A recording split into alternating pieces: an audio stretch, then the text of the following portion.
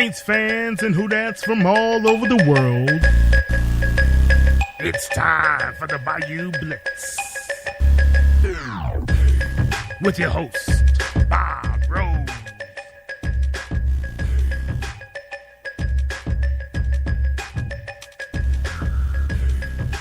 Good evening, New Orleans Saints fans of the Bayou Blitz, and fans of the NFL everywhere. I am Bob Rose. I am one of your co-hosts for the Bayou Blitz, and we thank you for having us into your homes and over your airwaves again on a Wednesday night. We do apologize for the hour later delay. I hope we're not keeping anybody from an early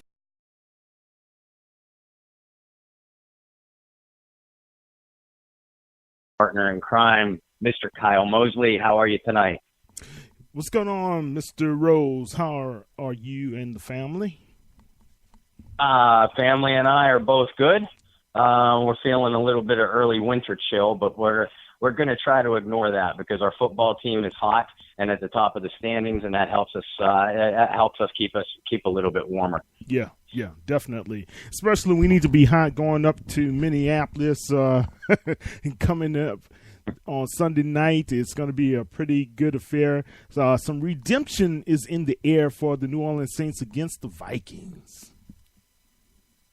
Yeah, it absolutely is. And really for the third straight week, the Saints offense is going to be taking on one of the league's better defenses, really the best defense from last year in the Minnesota Vikings. Statistically, the Vikings have dropped off a little bit. A couple reasons for that, but they're still going to present an imposing obstacle for our New Orleans Saints on both sides of the football. And you mentioned redemption. I don't think we need to tell any fan listening about what happened the last two teams played on that very field in Minneapolis. One of the biggest tragedies in New Orleans Saints history. And you doubt that the players are talking too much about revenge because this is a new season. But a lot of the same culprits, for lack of a better term, are going to be on that field. And yes, they all have a different goal in mind because, last year was last year and this year is a new goal. But they're human and they can't help but think about how that game ended and how they felt. And that certainly, that has to play a factor, wouldn't you think? Yeah, definitely. Especially you think about Mr. Marcus Williams, overshadowed by what happened with the Minneapolis Miracle. We also forget that Drew Brees was real hot that second half of the game and brought the team back for what was, we thought, a go-ahead touchdown. But I tell you this much, man. The way both of these teams are playing this year, it's fitting that we get them right in the prime of the season. It's fitting that we get to see how Kirk Cousins has been doing very well with this Vikings offense. And we also get to see the possible return of Everson Griffin after his mental issues that he had earlier in the season. But all in all, this Vikings defense with Zimmer at the helm is going to be one of those opponents that we are in for a fight. The Vikings offense is a very good offense with Thielen and those guys and Diggs as well. We're going to be in for another fight just like we had against the Ravens. Yeah, there's no question about it. And a lot of people, when the NFL schedule first got finalized in the latter portion of the spring, a lot of people, this was one of the games that they circled and said that this could be a possible NFC championship preview. And with no disrespect intended to the Rams or the defending Super Bowl champion Eagles or anybody else for that matter, both of these, there's really no reason to change your mind about that this could be a possible, if not NFC title preview, certainly a playoff preview. Minnesota, like New Orleans, got off to a little bit of a slow start, but the Vikings have won their last three games.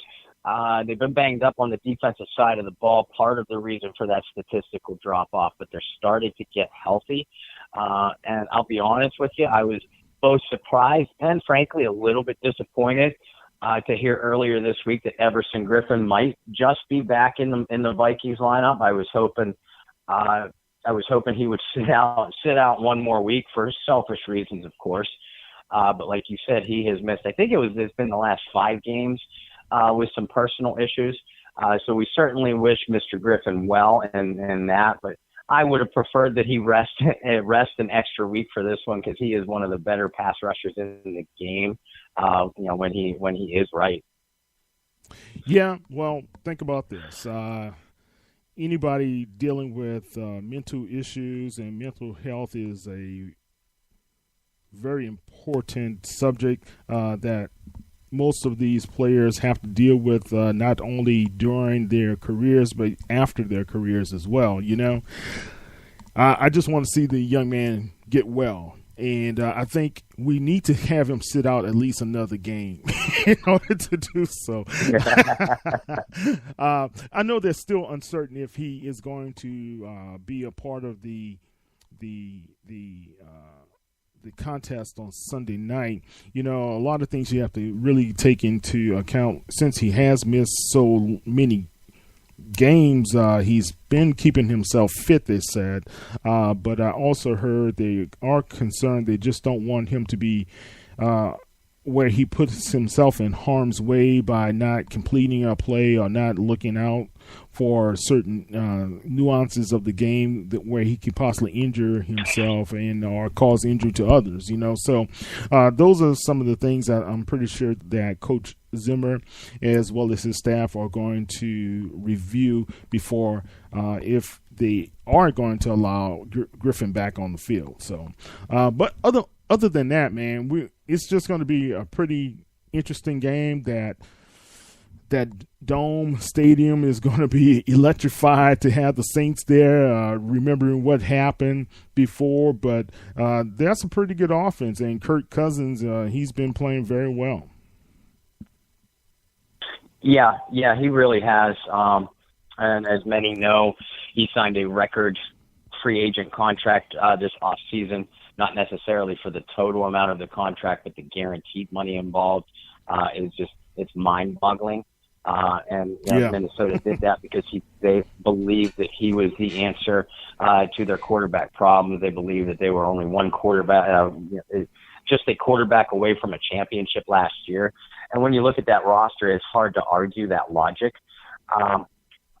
But more so than just Cousins, who the Saints defense, of course, is familiar with, because he riddled their secondary in 2 different matchups when he was with Washington.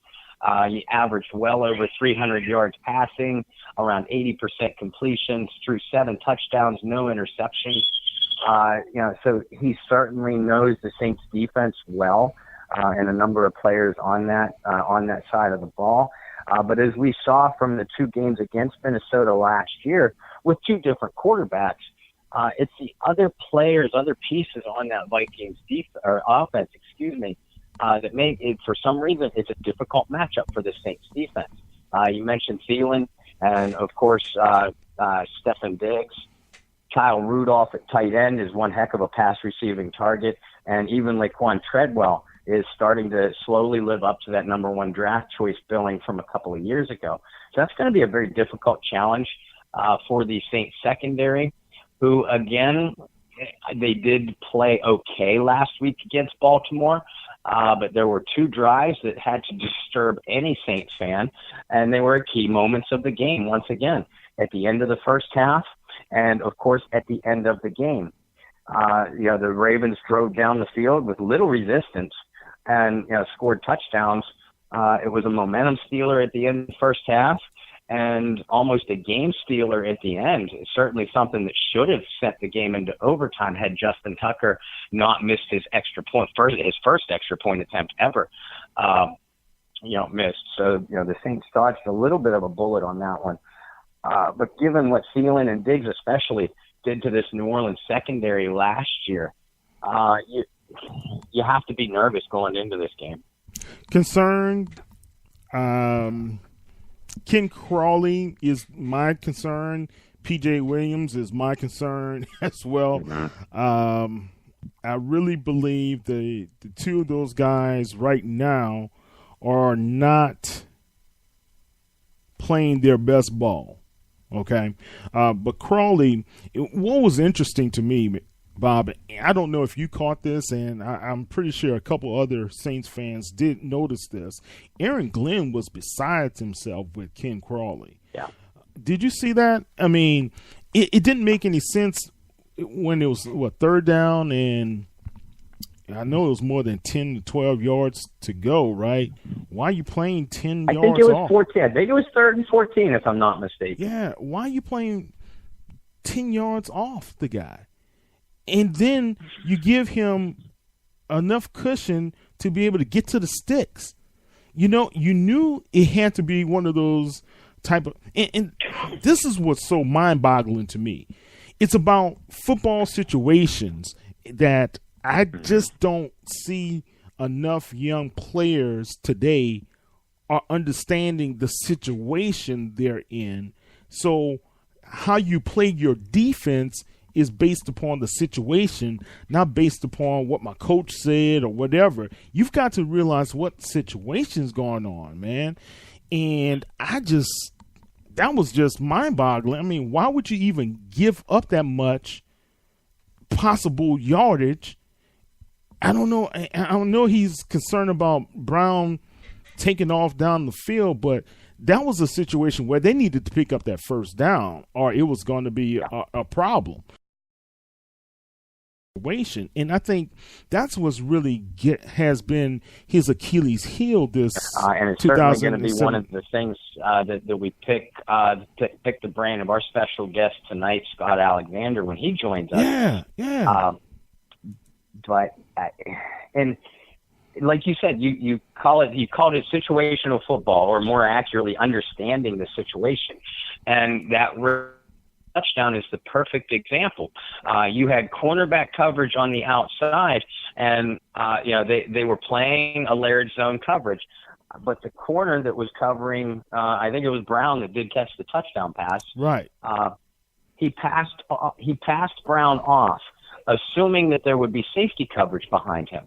Well, the problem with that is the safety that was responsible was more focused towards inside routes, and correctably so in that situation. So there was literally nobody behind the corner coverage.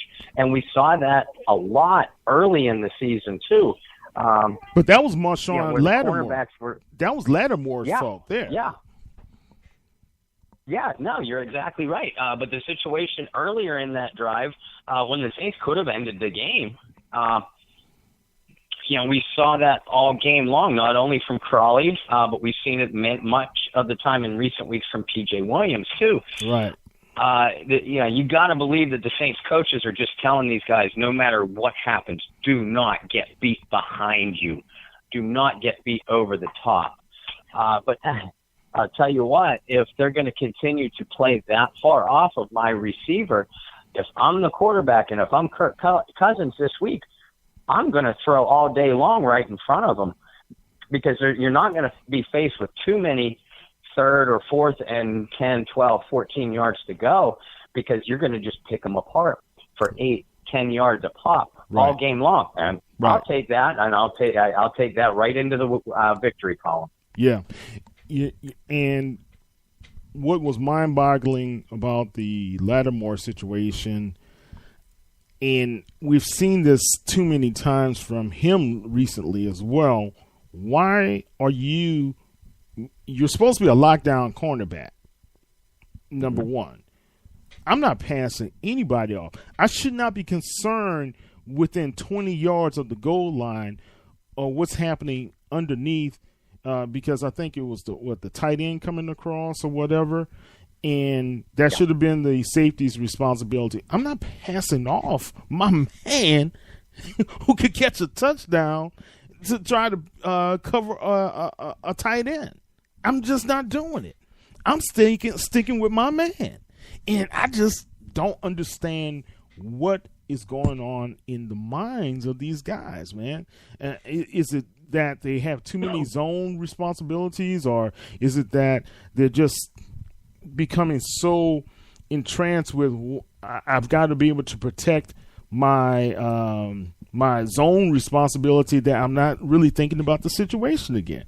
I mean, you're within 20 yards of the goal line. You never, ever, ever, ever let the guy you're sticking just get passed off. You should never do that. Nope, especially when you are considered one of the top lockdown cornerbacks in the league. Exactly. Week after week, for Canal Street Chronicles, I do a preview piece, a matchup piece on each side of the ball. And week after week, when I preview the Saints defense against whatever opponent they're playing, I'm writing about and I'm thinking about, and frankly, at this point in the season, I'm hoping that Lattimore is going to take on the top receiver that the other team has to offer.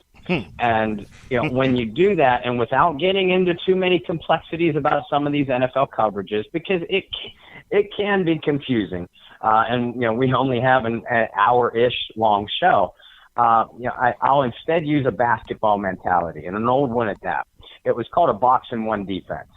And that was when you faced an opponent with a top scorer and you had a good man-to-man coverage defender, you would take that defender and tell him or her, if it was women's basketball, like I said, we'll use the basketball analogy.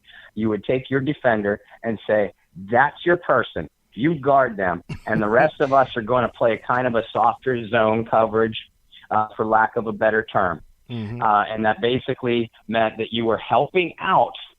You were playing a team defensive concept on the rest of those threats. Mm-hmm. And obviously, NFL coverages are going to be a lot more complicated than that. And we're not going to talk tonight about, 2 deep and 3 deep safety coverages, or man-to-man zone combinations or anything like that. But what I would do is I would take Marshawn Lattimore, and this week I would say, there's Adam Thielen. You go get him. I'm even okay with Stefan Diggs, but I think I'd rather do it on Thielen. You go get him. Ken Crawley, P.J. Williams, Justin Hardy, whoever the cornerback is on the other side, or whoever the cornerbacks are on the field for those other alignments. That's why you have your safeties over the top. That's why you have Marcus Williams, who is one of the better deep safeties in the league, and Von Bell, who is still playing some good football. Your linebackers have been doing a pretty solid job in covering opposing tight ends. I would use those safeties as help in coverage. You don't want to get beat over the top, and Crawley and P.J. Williams have both been vulnerable over the top, especially early in the year. Fine. You use your safeties, and you tell Crawley and Williams, you be physical underneath. You make those guys earn the catch. If they get behind you, that's what my safeties are for. That's as simple as I can make it. Yeah. Well, let me tell you this, Bob. I agree with everything you have said, because when you're dealing with Diggs and you're dealing with Thielen, if you're not playing man-to-man, they're going to eat you up in the zone. I know it. Mm-hmm. And I'm trying to think back to that miracle play. Crawley didn't have responsibility on Diggs, did he? Was that his? Yes, he did. He did? He did. He had the underneath coverage.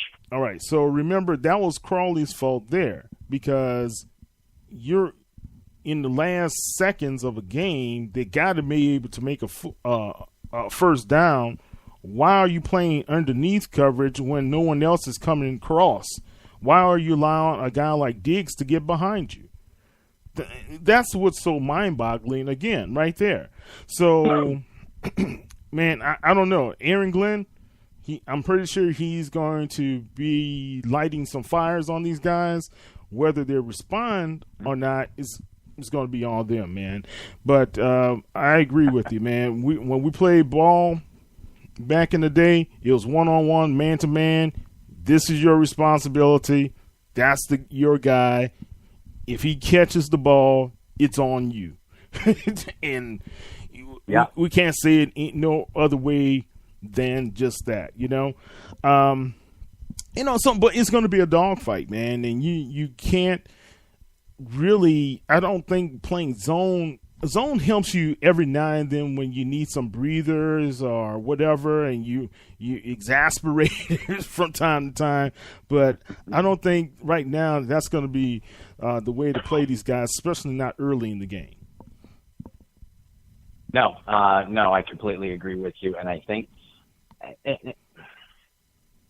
I don't think this is the way Aaron Glenn or Dennis Allen want to play defense anyway. So when they are, it almost feels like they're forced to play certain types of zone coverage in certain situations, and it makes you wonder. Hey, look, they obviously did not feel comfortable with their cornerback situation, as we saw earlier this week when they made the big, much now talked about trade for the former New York Giants cornerback Eli Apple, who has a lot of the same skill set as Marshawn Lattimore. Both went to Ohio State, by the way, as did Von Bell. They were all three teammates at and Kurt Coleman, Kurt Coleman, right? I don't know if Coleman was on the team. He did go to Ohio State. I don't know if he was on the team. No, he was or not. I think he was a little ahead of them, but it's like we're Buckeyes South down here. Hey, if those guys play like they did in college, I'm not an Ohio State fan. I'm a Penn State boy, as anybody listening to the show knows. But you have to respect that program, and you have to respect the players coming out of it. But you have to like the trade for Apple, I think, because, again, he has a similar skill set to Lattimore, and I think he plays the type of coverage and is the type of style that Dennis Allen and Aaron Glenn want to play back there. Having said that, I would be shocked if Eli Apple was in uniform for this game. Usually and this is one of the reasons why we don't see a lot of midseason trades for top-line players. It does take them a couple of weeks to get acclimated to the new system. Plus, Eli was a little bit banged up in his last game, if I'm not mistaken. So I'm excited to see, to have him in New Orleans, and welcome to New Orleans, Eli Apple. But I would be a little bit surprised to see him on the field, which means we're going to roll with Lattimore on one side and the combination of Crawley and PJ other once again. Yeah, well, the move everybody anticipated, really wanted, was Patrick Peterson, right? P squared. Mm-hmm. And it made a lot of sense for so many reasons to be able to have him to become a part of the Who Dat Nation, right? But the reality when it came down to the financial situation, and we can argue also that the Cardinals are making possibly a mistake for them as well. I know Wilkes is a defensive guy, and he sees Peterson as a cornerstone of his defense, and not only now but for years to come. I just don't know why you would not, at this point of your season, knowing that you are not in contention and you possibly won't be in contention, especially with the way your quarterback situation is, why wouldn't you try to be able to build for the future for that organization? It's expensive to have a guy like Peterson if you have like a guy like Apple who we got for a fourth and a seventh for the next.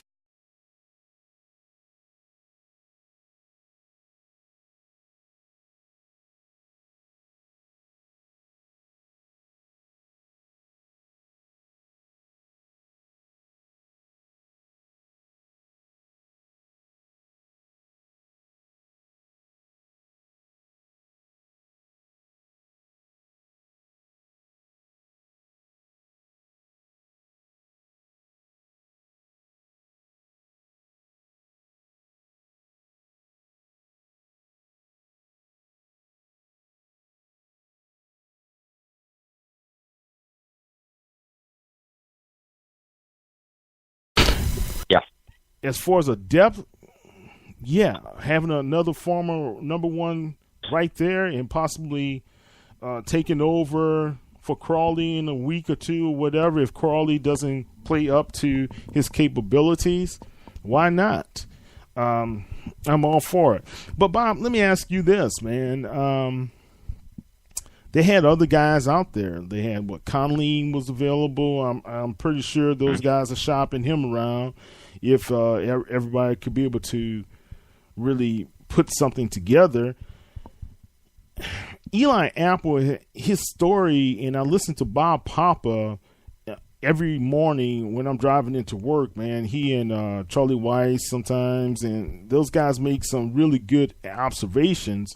Eli Apple, he had a lot of locker room issues with those guys, right?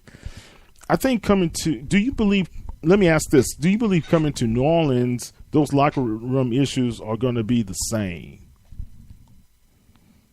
I don't. And here's why. Should that be something, that we're concerned about? Yeah. Because, you did hear some ugly things coming out of there. In New York, that is. But look closer at that entire giant organization, and I'm talking from the players. Dysfunctional. Dysfunctional is the perfect word for it. And they're always shooting off at the mouth about their teammates. And that's something that you rarely see in New Orleans. And you've seen it in New York, out of New York for the last couple of years now, with this crew. And Eli Apple has not been beyond reproach for that. He was part of that. So that's certainly something to make you raise an eyebrow at. But again, just as we got done saying, Eli Apple was on the same Ohio State team as Marshawn Lattimore, as Von Bell. We already know that Coach Sean Payton has a relationship with Ohio State's coach Urban Meyer. So don't think for 1 second that Sean didn't call Coach Meyer and talk to him probably at length about Eli Apple. And don't think that Coach Payton and Coach Allen and probably Mickey Loomis sat down with Marshawn Lattimore and Von Bell, two of the leaders on your defensive side, by the way, and asked them point blank, would you play with this guy? And we're not talking about his ability. He's a former first-round pick, only 2 years removed, so there has to be ability there. Right. But would you play? Would you want this guy in your locker room? Do you want this guy in your secondary? Tell me about it. And I have to believe that happened. And no, the players don't run the organization, but in a situation like that, I know that's what I would do if I was the coach. And, obviously they made the move for him. So you have to believe that most of the feedback that the Saints will be a positive thing. Otherwise they wouldn't have made this deal. We know what kind of guys they bring in. We know what kind of team first guys that they have on this squad right now. And Coach Payton also knows from the 2014 debacle what kind of locker room he wants and what kind of locker room he doesn't want.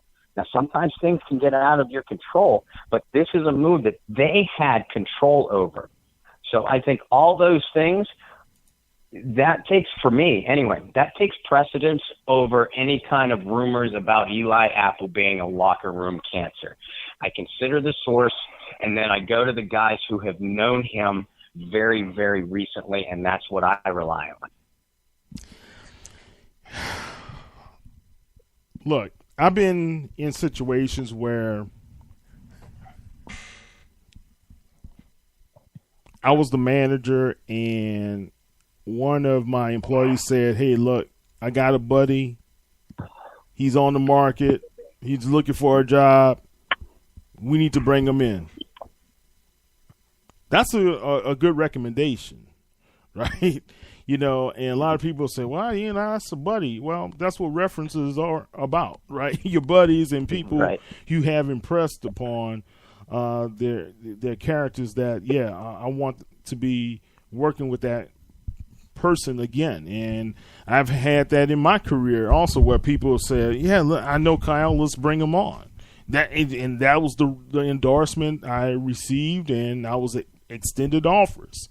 So, and I'm pretty sure those guys, as well as Michael Thomas, could also attest to, look, I went to battle against this guy, before he was drafted, and we went toe-to-toe in practice. So, yeah, those are the things that you pretty much know go on behind the scenes, right? Yeah, no question about it. Is that Scott? Well, you asked me, how do you feel about the move? I mean, are you confident, that Eli Apple, after learning the system a little bit, are you confident? Do you like this move? As far as a depth issue, yeah, I do like the move. I do think having him will help out the defensive backfield of the New Orleans Saints. So, especially since you only gave up a 4th round and a 7th round. And I think we have Scott. How you doing, buddy? Hey, what's happening, guys? Kind of got wrapped up in the World Series, and I just kind of slipped my mind. But how y'all doing? Okay, good.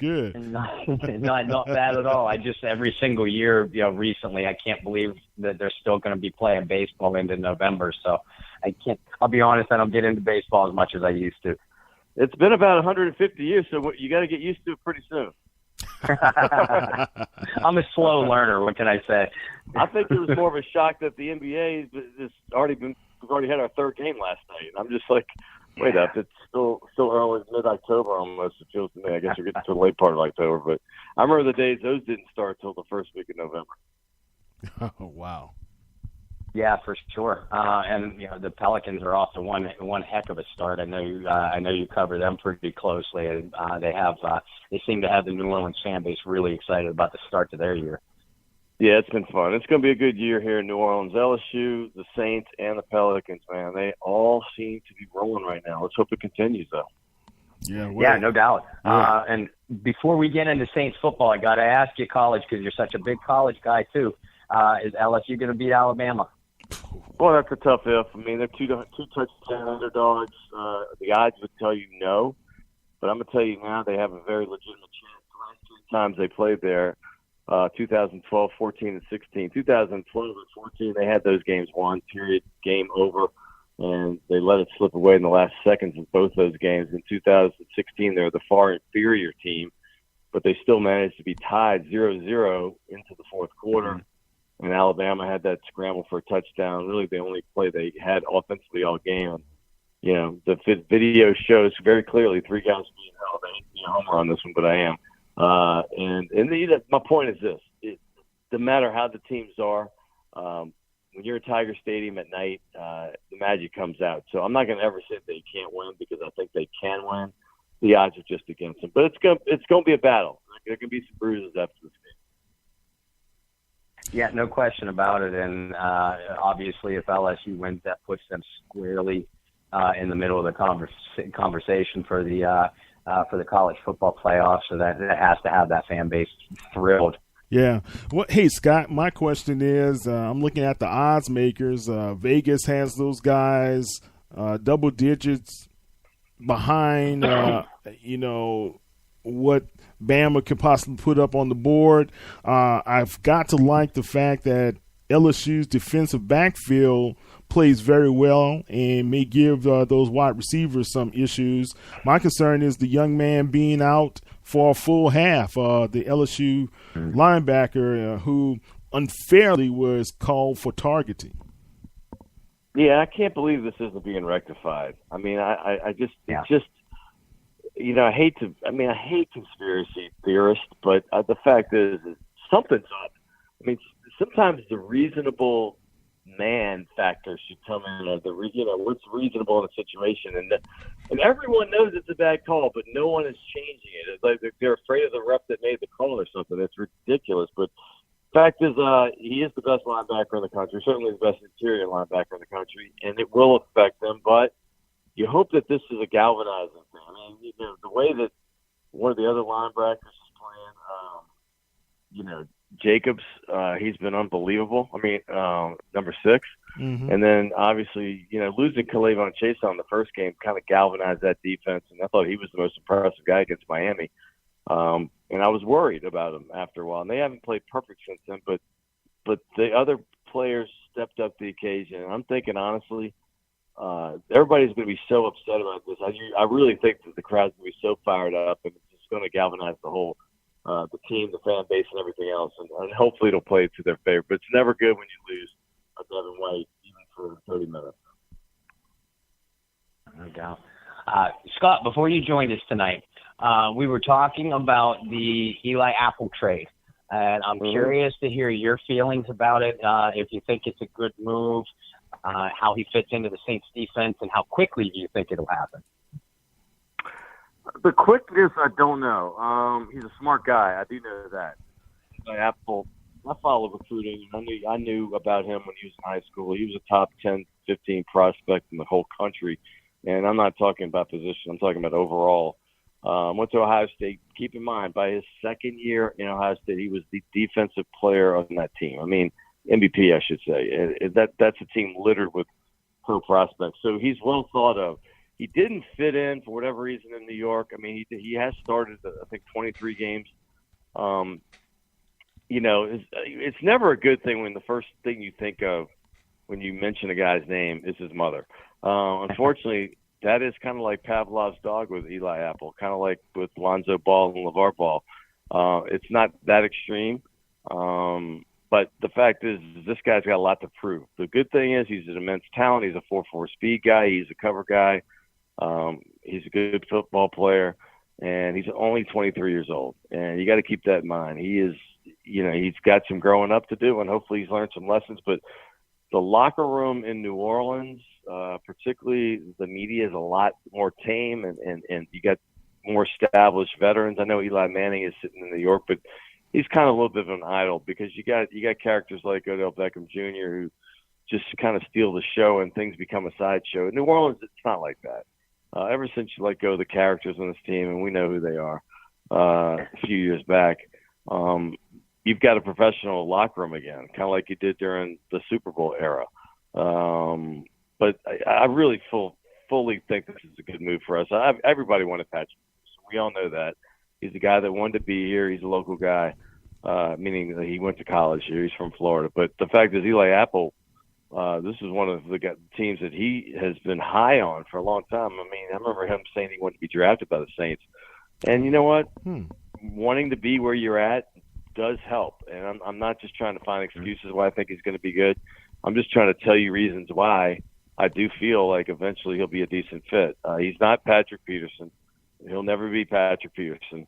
Very few people are Patrick Peterson, and that would have been just unbelievable if they had gotten him. But we all know the freight was going to be so high. Yeah. You got this guy at a bargain. I mean, he's a top 10 pick in the NFL draft just 3 seasons ago. I mean, not even 3 full seasons. And you got him for a 4th and a 7th. I mean, the 4th round pick on the Saints didn't even make the team this year. Yeah. And neither did a 5th and a 6th, and a 7th is on a practice squad. So you basically got a guy for guys that may not make the team generally. So you can't argue about what they gave up. You know what I'm saying? You got a top 10 pick. He could be really good, and you certainly needed to do something. You needed more options, more combinations. Your cornerback's not playing well. Your slot corner, your nickel guy is out. The guy you were counting on, and now you've got to do something. And I'm glad they were aggressive. They did the best they possibly could, and certainly didn't have to give a whole lot up to get him. Yeah. You know, a lot of people talk about his mom, and I was telling Bob, I was reading some tweets, and I found out she had an illness she was battling through. And then I was reading through some comments from Marshawn Lattimore earlier this year with the New Jersey paper, and he was saying there's been some personal issues that he was going through in 2017, which contributed to, I guess, his poor play or some of the issues he was having personally. Do you think the knock on him being a mama's boy, and I love my mama, so Sure. is really a insincere knock? I mean, the guy was caring for his mom, and she obviously was battling through some sort of illness. I don't know if it was cancer or what. Yeah, it's not. I hear you, and I agree because you love your mom more than pretty much everybody on earth, right? She's the one that brought you in there. But I think it's more the distraction that the mom became. It's not. I don't necessarily think it was. It's her being on Twitter. It's her kind of doing. I mean, saying things about the organization. Same thing as that specific players. I have to think that she's learned her lesson, and I'm not really worried about the mom. Honestly, I'm not worried a bit about her. I'm not worried. It's not going to affect how he plays in the field, in my opinion. I made the comment only because it's just kind of funny when it was literally the first thing I thought of. And I know all that. I knew all that Eli Apple in high school before I even knew about who his mom was. I mean, that didn't even come out towards the end of his college career. But and I saw him at Ohio State. I mean, I follow college basketball really closely. I travel on the weekends and do a lot of Big 10, Big 12, and Pac-12 games. So I've been around him when he was playing. I mean, listen, if this was 3 years ago, everybody'd be like, oh, my gosh, you just got – and I'm not saying he's a top 10 player. I thought he was overpicked. I thought he should have been a late first-rounder, but still, he's a first-round talent. I mean, let's be honest, he is. He hasn't panned out in the NFL, but my goodness, we only have 2.5 years of a sample on only 23 starts. I mean, what I do like is he does have some – he has started in the NFL. He has battled the wars. And you know what? He's got a lot of teammates from his college on this team. And that's not going to do anything but help, in my opinion. I really feel that's a plus because these are guys that now become established, even though some of them are even younger than him, like Lattimore and Thomas. Thomas is, I think, his same class. But the fact is that, Tate Ginn's a guy they all looked up to. And even though Tate Ginn's on the IR, he's going to be a nurturing factor in this, and so is Coleman as well, who plays on his side of the ball. Right. Look at his size and his athletic abilities, man. It has to be a good match for the Saints' defensive backfield, especially if he can fill in on that nickel, which has been suffering from time to time with P.J. Williams' play. What's your thoughts there? Yeah, it's just like I said, PJ has been inconsistent. I mean, I think everybody will admit that. I thought he had some really nice plays. I went and watched the film again for this past game against Baltimore, and I was more impressed with his play this game than I've been in a bit. But it's just been inconsistent. I mean, there's been a couple of games, man, 26 and 20 were just getting lit, and you knew you had to do something. And let's make no mistake, out of the Super Bowl contenders, the Saints did have the biggest deficiency, in my opinion, at a position, and that was that corner opposite Marshawn Lattimore. And I don't think anybody's going to argue with that. And when you're having to face, potential guys like Goff and that just aerial offense that they've got, with Kupp and Woods and Cooks and the way Gurley's playing, I mean, you have to have more hands on deck. I mean, you have to have more options in case the guys get burnt. I mean, once you had to start having some injuries, I mean, it looked for a while that cornerback was going to be as strong a position as there was going to be on this team in training camp. And then all of a sudden, through attrition and other things just started going south. Things weren't panning out. You had to make a move. And I'm glad that the Saints foresaw the fact that, look, we ain't going to win this thing unless we try something. Right. And here they are trying something. I mean, you can win, but it's not like the Rams are the only team. I think Kirk Cousins is playing great football in Minnesota, and Thielen is playing out of his mind. We know what Diggs can do, and they have some weapons. So, I mean, you're going across the board. The Falcons' Matt Ryan is playing like he did in his MVP year in 2016. And anybody thinks that they're not going to be a factor is out of their mind. I was hearing that they're out when they were 1-4. The Falcons will be a factor at some point, and they're banged up, but their offense can carry them a little bit. And then even Cam Newton, I mean, that guy, if he catches fire, there's some weapons in this NFC. And then, of course, the way the Eagles played towards the end of last year, you have to think they're going to catch fire at some point again. So I'm looking forward to seeing how he integrates. I fully expect, by the time the Rams game gets here, I know that's only a week and a half away, but I think he's going to be playing a good bit by that point, and they're going to need him. Yeah, no question. And I actually remember that conversation with you on this very show over the summer, and we were all talking about it. Yeah, is this the best cornerback core, from top to bottom that the Saints have ever had? And now look what we're faced with. Yeah, it's what crazy. I wanted to ask. Yeah, no doubt. What I wanted to ask you too, and you mentioned about the secondary, in particular, the spot opposite Lattimore, but coming into this stretch run, and there's a bunch of opponents that you could circle. Cincinnati on the road. You mentioned the Rams. Obviously, the Vikings this upcoming week. The rematch with Atlanta. The game against Philadelphia. We all knew that this would be, at least on paper, the Saints' toughest stretch that they're entering right now. Other than this cornerback spot, is there any spot on this entire team where you feel a little bit hesitant about as they head into this tough stretch? Is there another position you said? Is that what you're asking? Yeah. Like we can all sit here and point at the cornerback and the secondary play as a weakness. But is there anywhere else that really nobody is talking about a lot that has you concerned?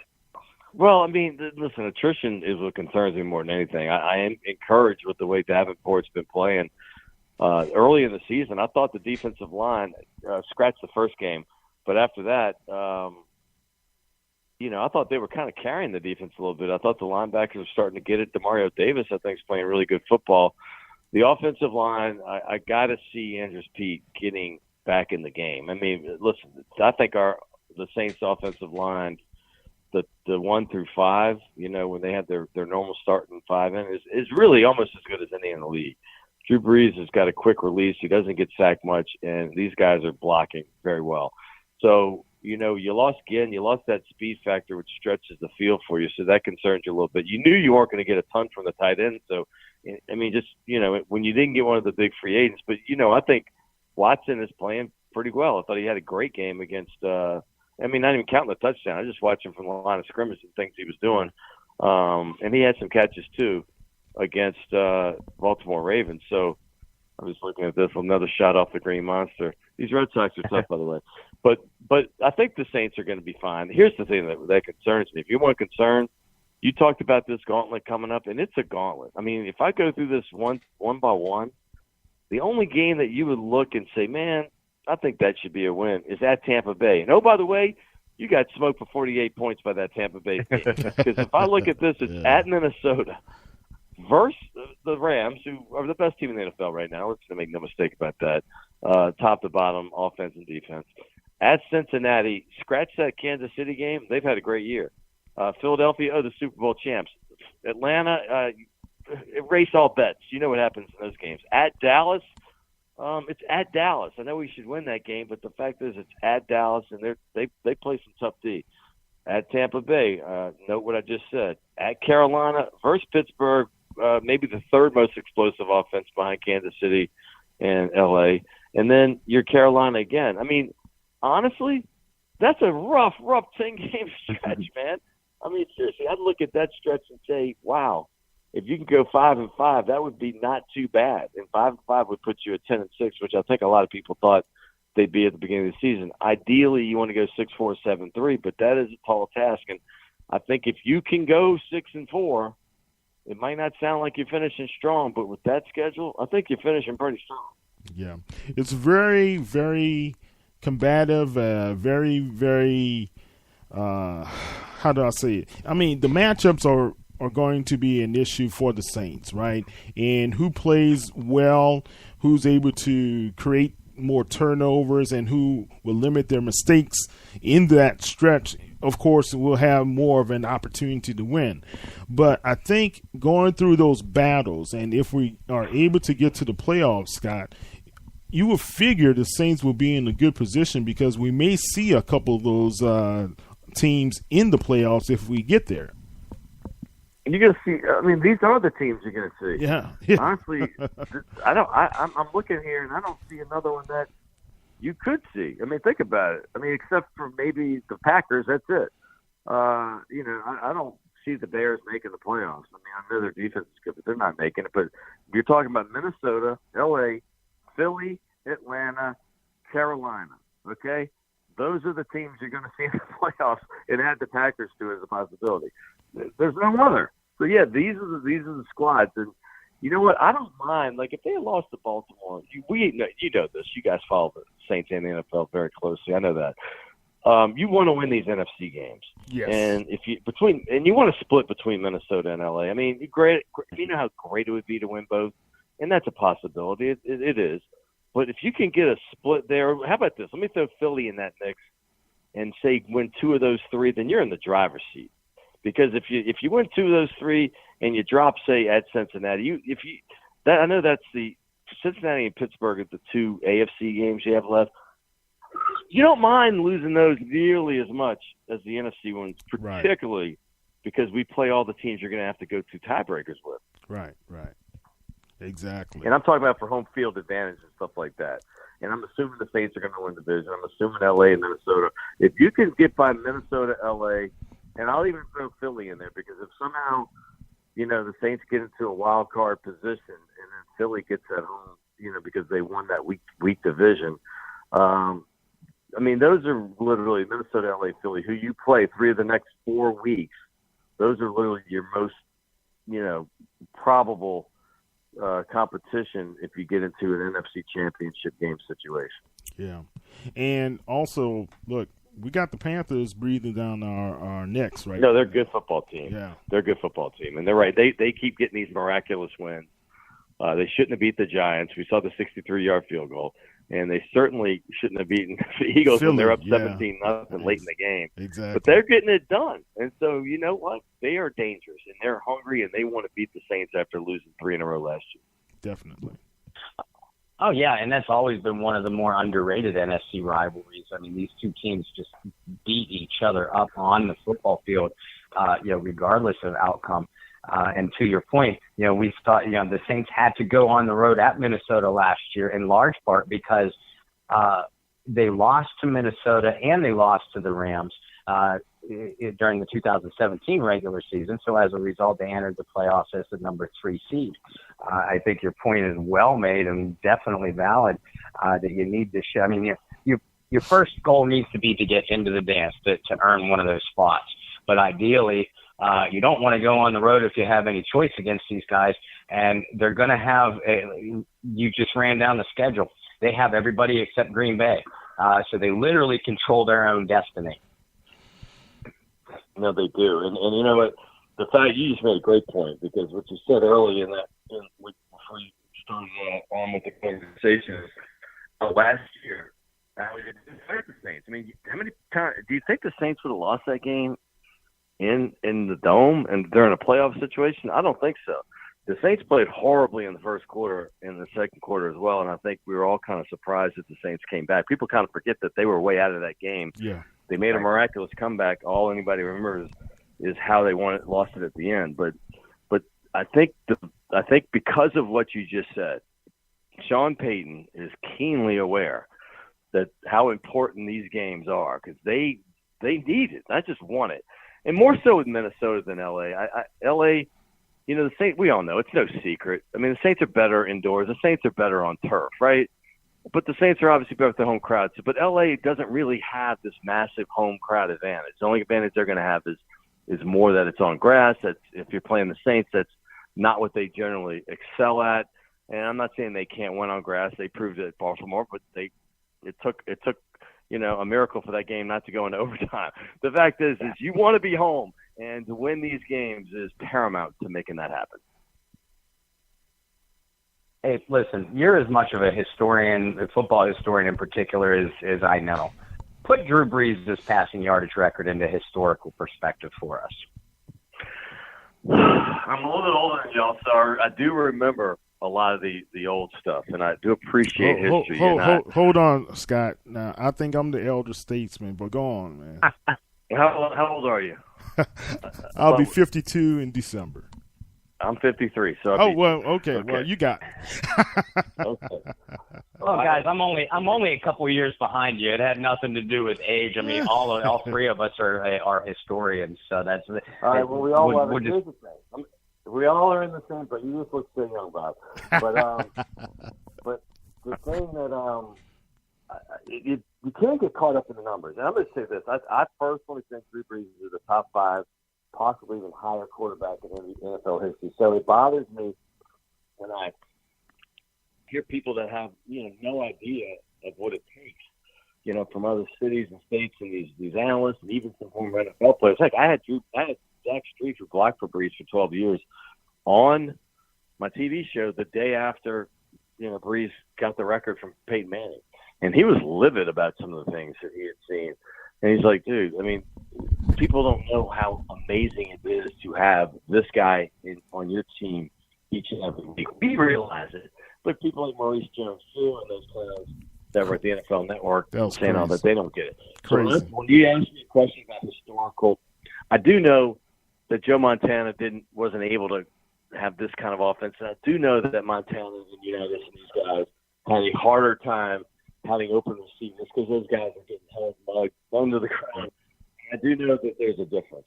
But when I'm looking at the quarterbacks of history, and you can throw a bunch of them in a barrel, and they're just different styles. I mean, from a Reno to a Favre, they're very different kind of quarterbacks.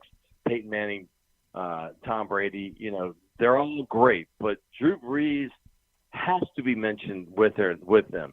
And he's going to start blowing this record out, and people are going to start being able not to avoid that fact.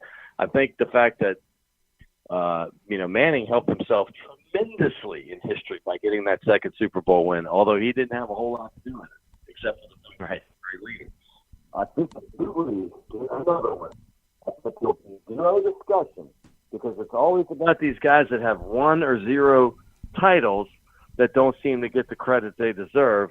Well, if Drew Brees gets another one, he'll have all the records, so there's not really much less to talk to. Multiple Super Bowls are what people want to see. And I still think to this day, Dan Marino might be the greatest. I mean, I watched him spin balls up close, and it was amazing to watch. But it's not all about just spinning a ball. Drew Brees has intangibles that are off the charts, and a lot of guys do. I can't say just him. I mean, obviously, Brady has them. I mean, Favre had some crazy intangibles. I mean, some people just have different things that make them great, but Brees is certainly one of the greatest of all time. Does he have a couple more years left in him, you think? I mean, we know his contract. How can he not? I mean, look what's going on right now. I mean, he's been seeing a little bit of a fade up, and I scoff with people when he had that bad game against Tampa Bay because he had a couple of the injuries. He had the shoulder injury. You know what I'm talking about, 2-3 years ago. Shoulder injury, and then he had the plantar fasciitis. And I was hearing national people just dog him. Oh, his time's up. He's seen his age. And it's like, you have no idea. He doesn't let everybody know his injuries, but I'm in the locker room. I see how he's hurting. And I knew. And I didn't know he'd be this good 2 or 3 years later, but I knew he wasn't done. And I knew he was still going to be great.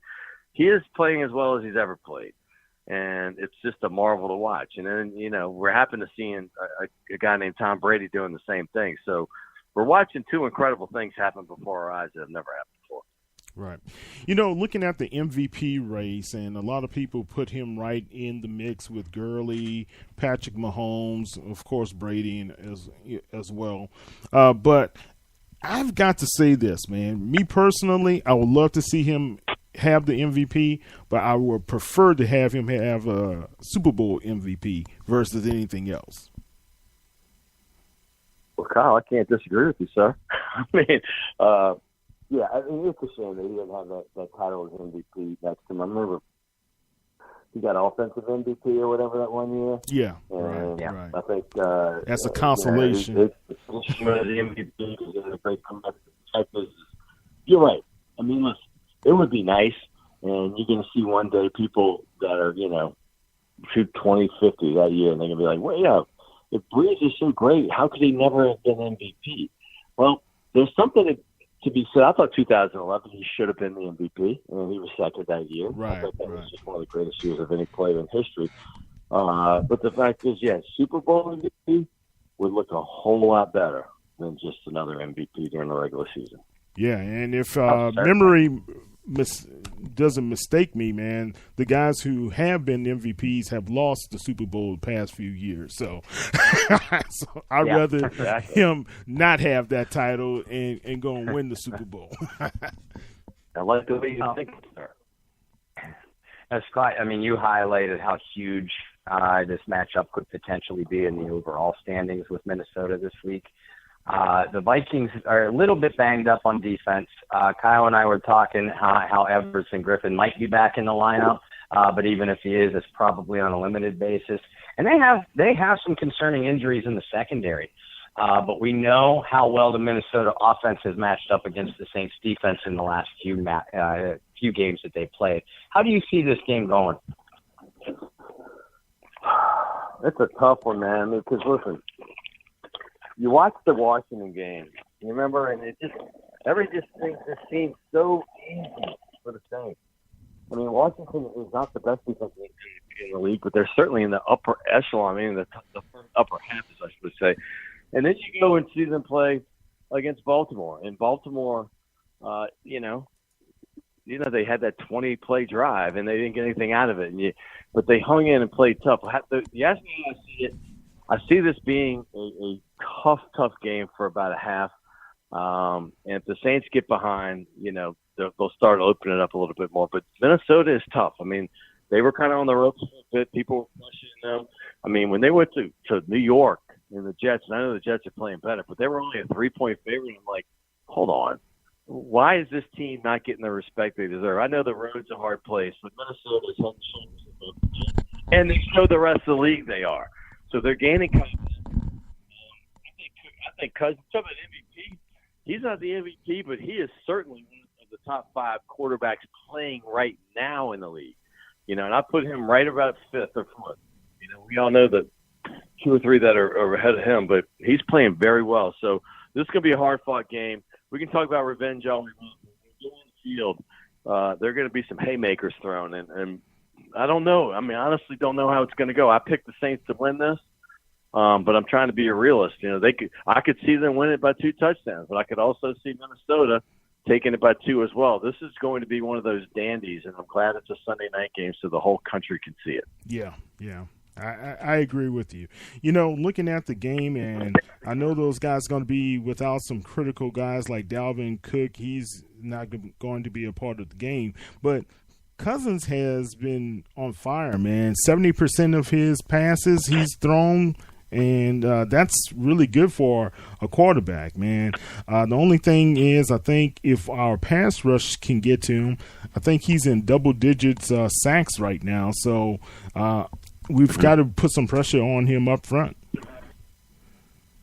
Yeah, man. Listen, I can't say enough about the remember how everybody after week 1 and probably a little bit after week 2 was talking about how there's not enough pressure.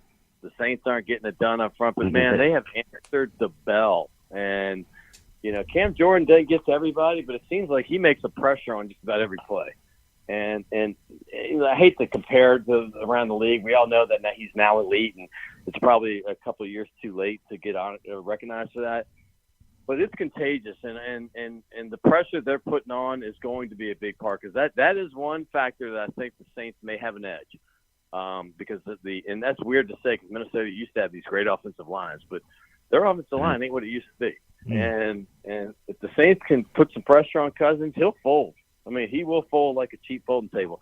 So that's one thing I know Peyton's going to be going hard on, is trying to get these guys to get all over him. Yeah, and I couldn't agree more that is the key above all else. I mean, all eyes are going to be on Thielen and Diggs versus the Saints secondary, and that's going to be pretty entertaining. But we know Cousins' history. We know he likes to hold on to the ball. And I agree with you. I think, that the Saints defensive line, especially at the beginning part of that season, they were playing some terrific football and carrying that defense. And, we know Cam is going to be Cam. Davenport is playing better on a weekly basis. And I think Rankins is having an extremely underrated season. And he's pushing the pocket well, and he's becoming the disruptor that they envisioned him to be when they picked him in the first round a couple years ago. Would you agree with that? Well, Rankins is big against Baltimore. You saw that. And he is explosive. And listen, I love kind of the combo of Davison and Onyemata. They're not household names, but they're playing good football. But you mentioned Rankins, and he is one of the unsung heroes. People forget. I know we down here know he's a first-round pick, and the guy can play some football, and he's still young. I mean, he's in the same class as Eli Apple, and he's coming with his own. So I'm thinking this is going to be a huge game for Sheldon Rankins. Good stuff. Excellent. I know it's getting late. I do appreciate you jumping on with us. Hopefully we can have you back on in a few weeks if you're going to be free up. I know your schedule is crazy busy. Why don't we do something before the Falcons game? Oh, good. That sounds terrific. Yeah, awesome, man. Let's do it. And tell our fans how they can follow your work. Man, the TV show's been a lot of fun. I mean, we're for instance, every week. Next week I'm gonna have Robert Meacham on the TV show. Great Saint, of course. But there's a lineup next week. Just to let you know, Lolo Jones, the great Olympian from LSU. Robert Meacham and Jacob Hester, one of the great LSU Tigers of all time. They're all going to come on, but we're doing that every week. We had Regis Prograis on this week, who is the super lightweight boxing champion of the world, number 1 ranked in the 140-pound class. We're just having fun. The show. Is he going to be in the Superdome? Is he fighting in the Superdome or? No, it's in the UNO Lakefront Arena. And I'm going to tell you this. I went to that bout in – see, I work on the weekends. That's my problem. During the fall, I am so busy. I do games with Tim Brando for Fox Sports. So, like this week, I'm going to Cal Berkeley for the Washington game. Last week it was Washington State. Next week it's Oregon against UCLA. But it's either Big 10, Big 12, or Pac-12. And so I'm gone, so I can't go to the bout. But I'm telling you this, if you got the podcast listeners around New Orleans, and you have – and it was packed last time. I'm not even sure there's tickets, but I bet they are. They're not even that expensive. They're only $30. It is one of the most enjoyable events that you'll go to in New Orleans. And I'm going to tell you, UNO Lakefront Arena, I was a little skeptical about it being there. Mm-hmm. It's phenomenal. I loved it. It was great. I can't say enough good things about it. So that's all good. But anyway, the show comes on 2 stations, CST and WLAE, and it kind of replays all week long. But the first airings, I tape on Tuesdays, and it airs just a couple hours later from when I tape. It airs 7 o'clock on CST, which if any of your listeners are all around, it's in the entire state of Louisiana, the entire state of Arkansas, up through the entire Gulf Coast, the Mississippi, Alabama, and Florida, and all the way to Austin, Texas. So it comes on CST at 7 on Tuesdays and 6 o'clock on WLAE, which is a PBS station with the Greater New Orleans. So, and then it re-airs, Wednesday at noon, Friday at noon, and Thursday at 10 p.m. So, and we have, last week I had Will Lutz on. We had Zach Line on a couple weeks before. We have a lot of current Saints, a ton of former Saints, like Tyron Hughes is going to be coming on in a couple weeks. So we get them all. And I want to give you guys a plug too, because I've watched you guys grow, and it's been fun to watch. I mean, I know you've been getting some guests, and I've been like, "Whoa, look at this!" So keep up the good work, man. Well, thank you, and you're certainly one of those big time guests, just giving us that boost. So obviously the credit has to go to you and all of our outstanding guests, and of course our listeners. We're getting some outstanding feedback. But we thank you very much for the credit, and thank you for taking the time. Y'all love the Saints. Let me say this: y'all love the Saints, and you know the Saints. You're knowledgeable of the Saints. You're passionate about the Saints, and those two are dangerous in a good way. When you get passion and knowledge together, you can't be stopped. And so keep up the good work. You'll be fine.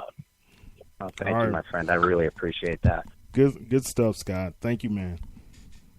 Anytime you need me, just let me know. I enjoy doing it, okay? All right. Take care. Well, we'll definitely circle you for that pre-Falcons circle the wagons. So we'll have you in there. But thank you very much. Let's do it. All right, buddy. All right. Take care. Bye. Take care. Great stuff as always from Mr. Alexander. I'm a huge fan, and anybody that doesn't watch his TV show or follow any of the work that he does, he is just so he was talking about passion and knowledge. He not only has it for the New Orleans Saints, but he has it for college football and so many other avenues of sports, and just such a great guy. I've gotten to know him a little bit, and you've known him for a while, I know, but it's an honor. It's an honor. Scott works so hard, man, and also he was helping out those guys with WWL. So he's gone from college, and then on if the Saints are playing on Sundays, sometimes he's helping out there, man. So yeah, he's doing a lot of work and putting in the work in the Who Dat Nation, man. So yeah, check Scott's stuff out, definitely. Yeah, and I know I forget what game he said he was doing, so he's not going to be in New Orleans for this event. But we wanted to give a shout out to our friend Quinn Early. And I know he was on Under the Dome last night too, and we're going to have him back on the Bayou Blitz in a couple of weeks. But folks, if you don't follow any of us on social media, well, A, shame on you, but B, come out and meet former Saints greats Quinn Early, Tyrone Hughes, Ricky Jackson, and Torrance Small next Saturday, November 3rd, from 5 to 7 p.m. At, and I apologize if I mispronounce it, an Impastoro's restaurant in Metairie. Quinn is going to be sponsoring some great giveaways as well. A 2018 autographed Saints helmet, and a grand prize of dinner with these Saints legends. To be eligible, all you need to do is go to www.bryantacres.com and purchase Quinn's book, then email your receipt to bryantacres@gmail.com for entry into the contest. And it's not only an opportunity to win these great prizes, but anybody that listened to our show when we had Quinn on last month will follow us through social media. You know them. Number one, he's not only an amazing receiver, but he's an amazing person. And he helped finish. He is the author and helped finish his. Please correct me if I'm off base, Kyle. His grandmother's book. No, about his mom's book. Mom's book. You're right. You're right. I apologize. And I'm ordering it myself, and I can't wait to give it a read. But it is a true story, and even better, the proceeds benefit research to cure Alzheimer's. And many of us have been affected in one way or another by that horrendous disease. So if you have any questions about how to get the book, you can get a hold of Kyle or myself, or Quinn Early is in our Bayou Blitz Facebook page and Under the Dome Facebook page as well. But yeah, I mean, that's a great opportunity to not only meet and get to know some of these Saints legends, but get a great book and help out a great cause in the process. Yeah, definitely. Look, my mom was affected by Alzheimer's as well as my uncle, and I know some extended family members just recently have been affected by Alzheimer's as well. Guys, if you don't know this now. Alzheimer's is increasing in the United States as well as the world, but it's becoming one of the more prevalent and really destructive diseases that takes out family members, and it's really a vicious disease. So keep your minds right, keep your bodies right, keep your health up. It has so many things that really affects our community today, and I don't know if it's more environmental, the things we're eating today's that is really contributing to this, but it is going to affect more and more people in the United States. So read his book, participate, help out, let's stamp out, and let's end Alzheimer's. Yeah, and if anybody, not only the show that we had Quinn on, but tonight's show and any of our past shows, but if you wanted to go back and listen to a little bit of Quinn's story, and he talks about his mom in such glowing terms as well, go to saintspodcast.com or use the Spreaker app. You can download that show or any of our past shows. But like I said, if you want more details about this meet and greet information or how to get Quinn's book, you can email Kyle or myself. And we'll gladly help you through the process as well. I can't wait to get it myself. I wish I could be down in New Orleans for that event, but it's been a pleasure to get to know Quinn Early. Tyrone Hughes, too, he's going to be at that event, and Tyrone's a great guy. But I wish I was available to go down, but it's been an honor to get to know all of these guys. Yeah, definitely. Let's support former Saint, still contributes to the Who Dat Nation and loves and is passionate about what's happening with his former team. All right, Bob, tell the people how they can be able to follow you as well as those guys on the Canal Street Chronicles. Well, we're kind of everywhere. First through Facebook. I can be individually followed through, I am Bob Rose. Canal Street Chronicles also has its page on Facebook. So many great writers and so much great coverage through there. Both myself and Canal Street Chronicles can be followed on Twitter. I am at Bobby R2613, and Canal Street Chronicles is at Saints CST.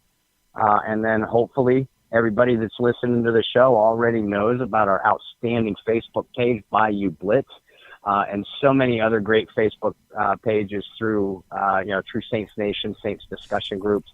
Bayou Blitz is pretty new. We're creeping up on 1,200 followers, though, and I'm so proud of everybody in there. You're so active. You're so positive.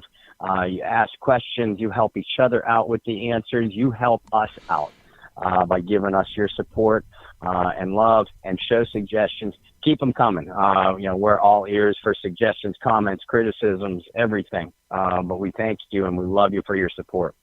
Definitely, man.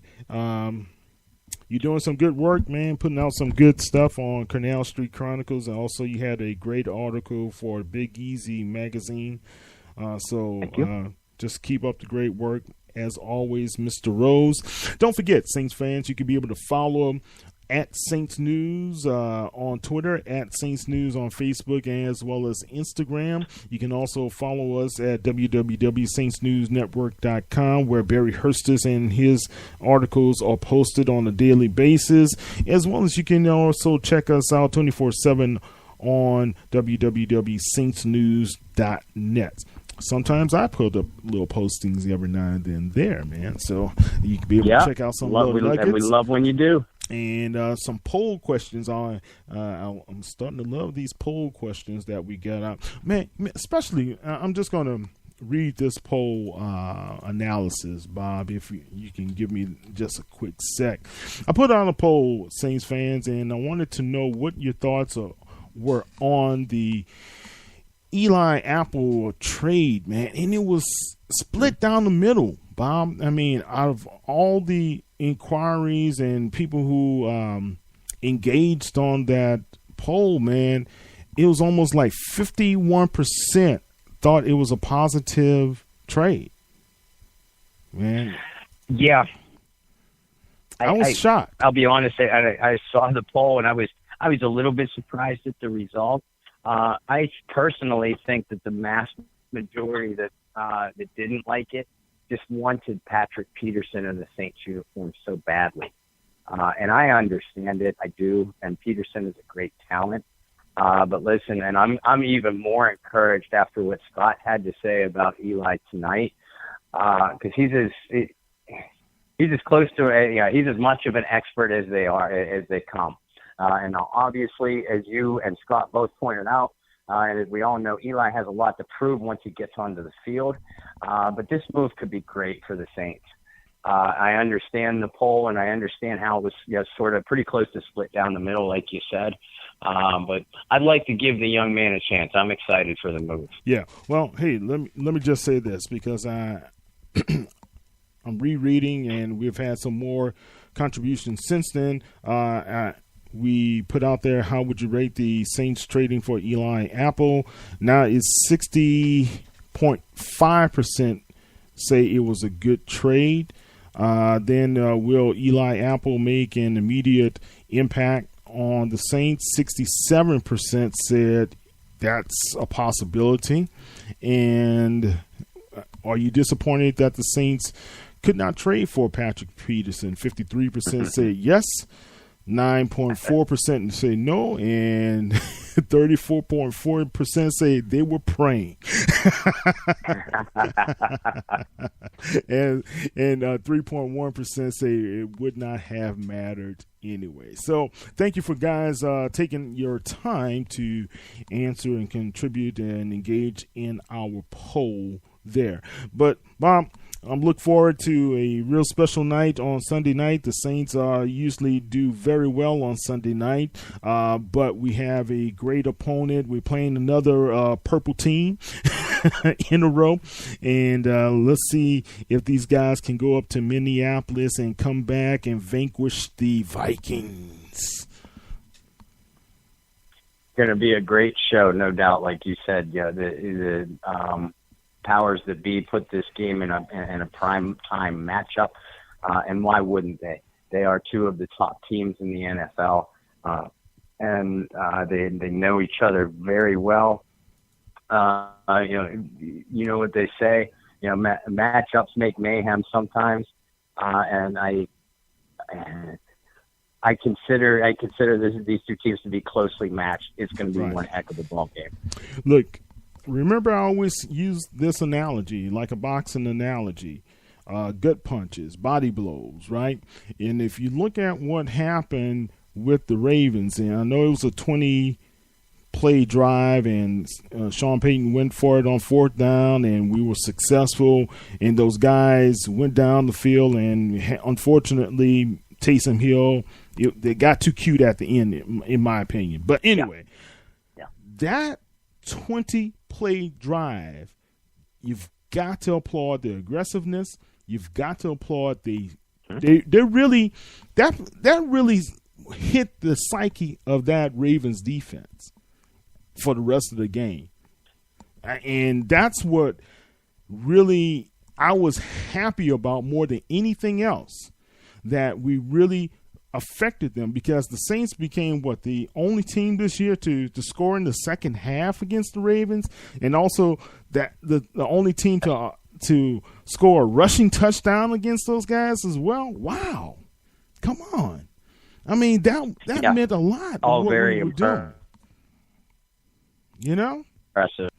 Yeah, very impressive, man. So I think we're going to do the same and see the same type of output against the Vikings if we can just go down and just play some smart, and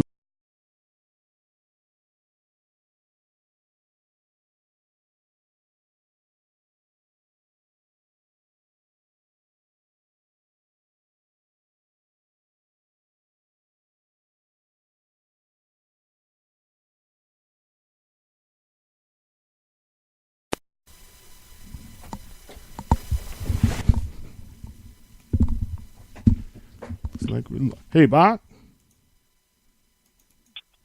Bob? Yeah, yes, sir. I'm here. I'm sorry. We had a deadline. Can you hear me? Yeah, I can hear you now. It looks like I thought we lost our connection. Okay. But anyway, I was just saying the special teams got to continue to be special. So yes. We'll just continue to support our boys.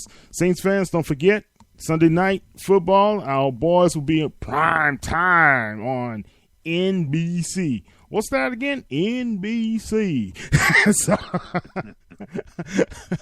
So we'll do that. Man, that Howard Stern is funny. But anyway, let's have a good one, man. Bob, you and your family, y'all guys have a great weekend, and we'll be praying for everybody. You guys stay safe and stay sound, and I'll be praying for the Campbell family. That's my family. Extended family. We just lost another member of the family today, so be praying for them as well. I'm sorry. Even though Mr. Ellis was a Cowboy fan, let's still pray for him. He's from Louisiana. All right, guys, y'all have a great one. Who dat, baby? Take care. Yeah.